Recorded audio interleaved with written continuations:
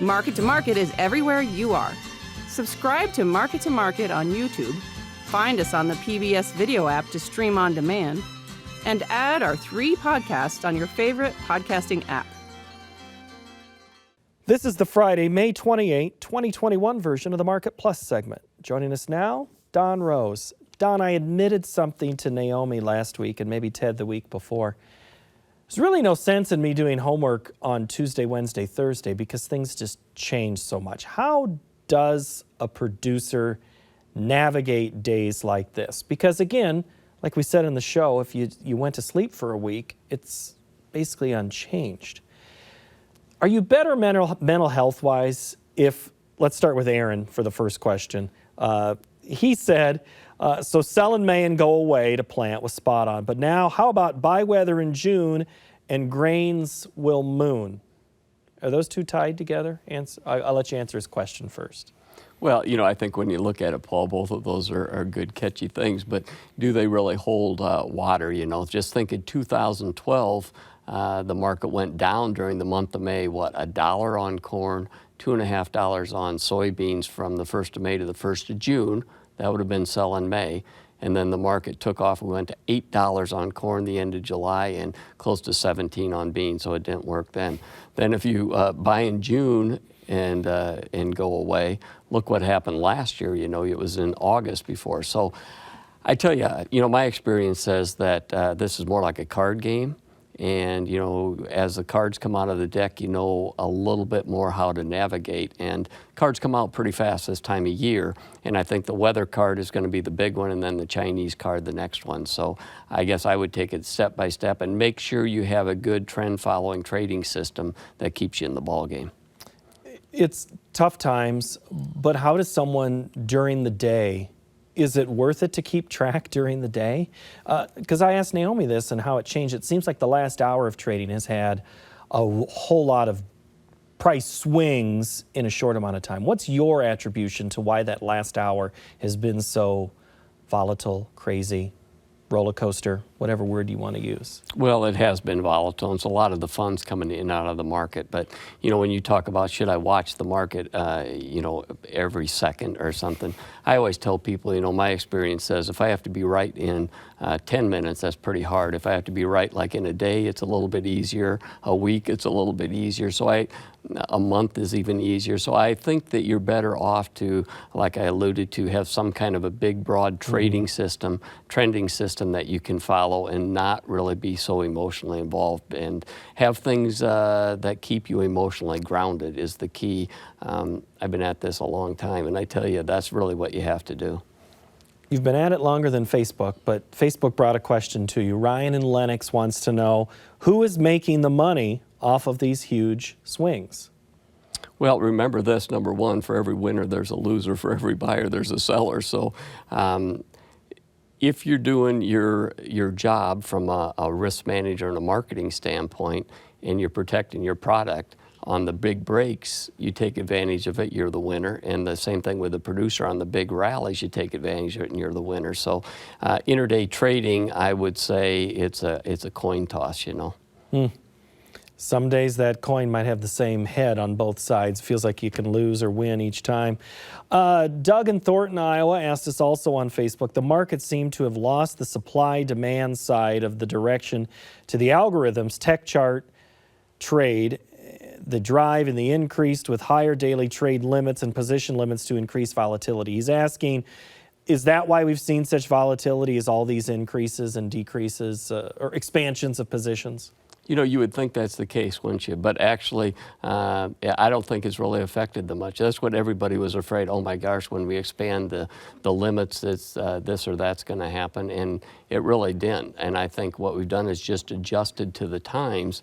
And really, if you look at these markets technically, you hear people talking about how high something could go to these unbelievable numbers or how low to these unbelievable levels. But it's the marketplace is an unbelievable discovery, price discovery, and it keeps everything in balance. If one gets out of line, something else comes in line, and that's why I think you have these big swings, but then they come back like a pendulum because the livestock feeder has to make it work, The importer has to make it work. The ethanol people have to make it work, the producer.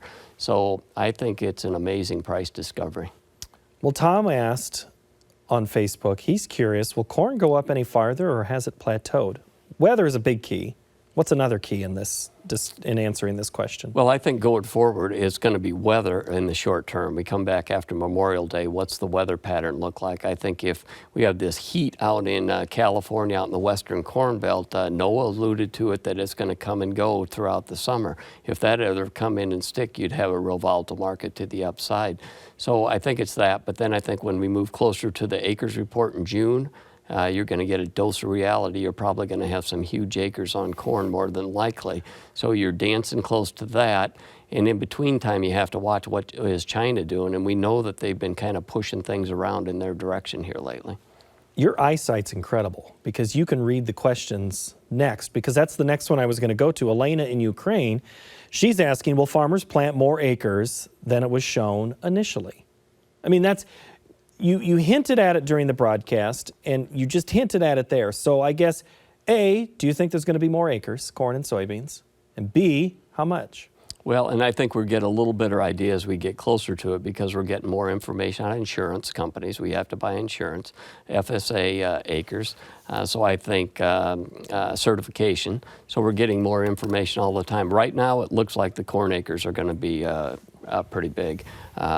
We had a private forecaster talk close to 97 million. That's a possibility. It's just, can we put the bean acres up more than 2 or 3 million? And do we need to if China backs away because their crush margins are a negative, and if Brazil imports some of their big crop that they had into the U.S.? So these balance tables are really one to watch very close.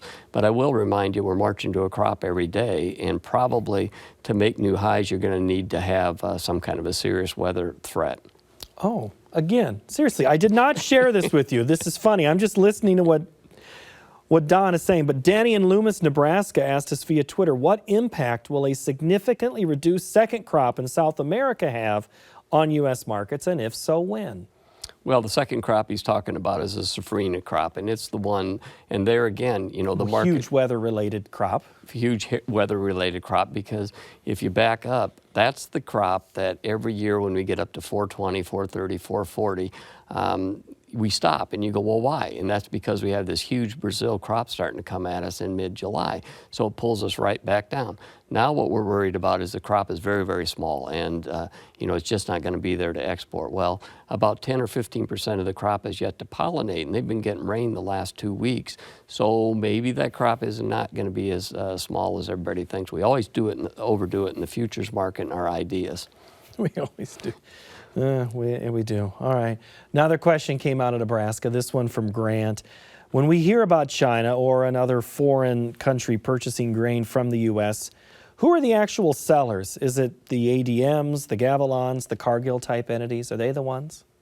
Well, yeah, China has two agencies, COFCO and Sinograin, which are the state buyers. Then they have private buyers, but they have to have licenses to buy. So who are the buyers? I'll tell you that those guys are incredibly shrewd. They're going to buy it from the most reliable shipper at the cheapest cost, whoever that is. And I think they just, it moves around. They even cancel and switch from commercial to commercial. I don't think you can nail one person down. I think it's a little bit of everything and everybody. Yeah, and it depends on the day. I mean, that's what we maybe think Wednesday's move down was a cancellation, swoop back in when the price dropped 40 cents. And voila, I saved myself some money as an entity. All right, we're going to finish with the submitted questions from our friend Philip in Dresden, Ontario. And he's asking, we've seen precipitous drops in both July and December corn since the May 7th to 13th week, with a carry showing up in new crop months, both December 21 and July 21. He says it's all happening at an unusual time. Does this mean USDA acres June 30 will be beyond expectations, or is the new crop high already in?